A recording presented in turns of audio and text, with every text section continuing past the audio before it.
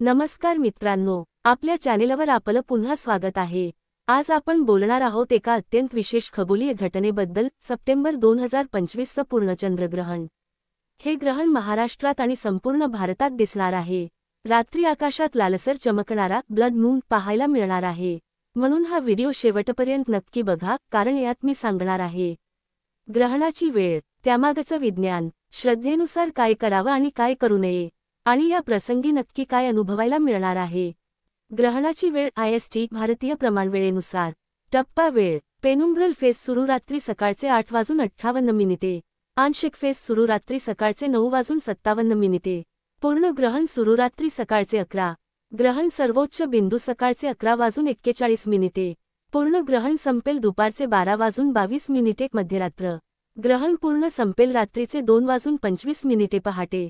यामध्ये 11 ते 12:22 हा वेळ सर्वात महत्त्वाचा आहे, कारण त्यावेळी पूर्ण लालसर ब्लड मून दिसेल। ग्रहण का होते? सूर्य, पृथ्वी आणि चंद्र एका सरळ रेषेत आले की चंद्रग्रहण होते। पृथ्वी चंद्राच्या मध्ये आल्याने चंद्रावर पृथ्वीची सावली पडते। थेट प्रकाश पोहोचत नाही, फक्त पृथ्वीच्या वातावरणातून वाकून गेलेला लालसर प्रकाश चंद्रावर पोहोचतो। त्यामुळे पूर्ण फेजमध्ये चंद्र लालसर, तांबूस रंगाचा दिसतो, यालाच रक्तचंद्र किंवा ब्लड मून म्हणतात। काय करावे? 1. हा प्रसंग पूर्णपणे सुरक्षित आहे, तुम्ही निखळ डोळ्यांनी पाहू शकता। 2. दुहेरी दूरदर्शक बायनॉक्युलर्स किंवा टेलिस्कोप असेल तर अनुभव अजूनच सुंदर होईल। 3. मोबाईल किंवा कॅमेऱ्याने फोटो घ्यायचे असतील तर ट्रायपॉड वापरा।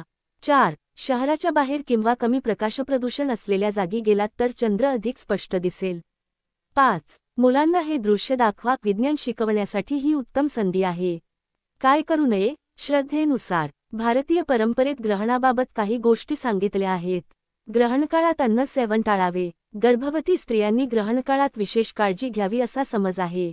ग्रहण संपल्यानंतर आंघोळ करणे, देवपूजा व मंत्रजप करणे ही पारंपरिक पद्धत आहे। हे सर्व श्रद्धा आणि परंपरेनुसार आहे। विज्ञानाच्या दृष्टीने मात्र ग्रहण निरुपद्रवी आहे। काय अनुभवायला मिळेल? आकाशात हळूहळू उजळलेला चंद्र काळसर होईल, नंतर पूर्णपणे लालसर ब्लड मून दिसेल। तुम्हाला असे वाटेल जणू चंद्रावर कोणी लाल रंग फासला आहे। ही घटना जवळजवळ 3 तास चालणार आहे। एकदा ग्रहण संपल्यावर चंद्र पुन्हा उजळत जाईल।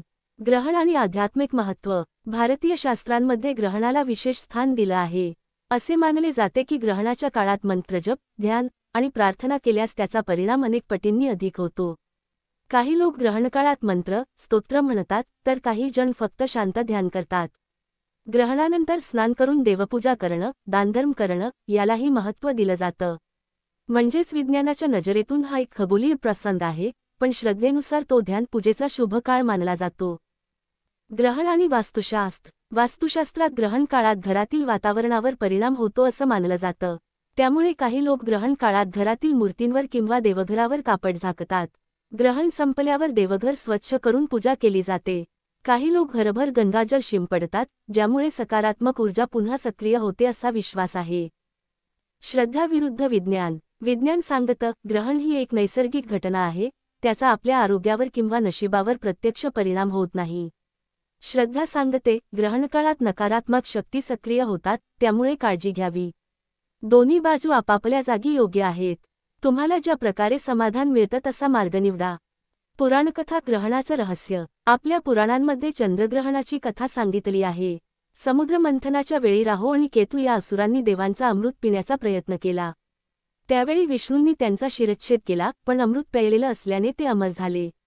त्यानंतर राहू, केतू सूर्य आणि चंद्राला पकडतात, त्यामुळेच ग्रहण होतं असं आपल्या पौराणिक कथांमध्ये सांगितलं आहे। म्हणजेच शास्त्रीय दृष्ट्या ही पृथ्वीची सावली आहे, पण आपल्या संस्कृतीने त्याला एक सुंदर कथा आणि प्रतिकात्मकता दिली आहे।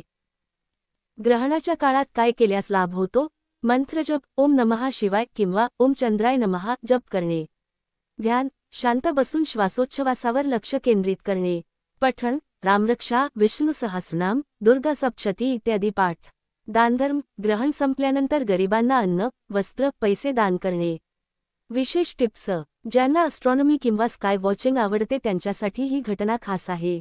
शाळा, कॉलेज, मुलांना शिकवण्यासाठी हा एक एज्युकेशनल मोमेंट आहे।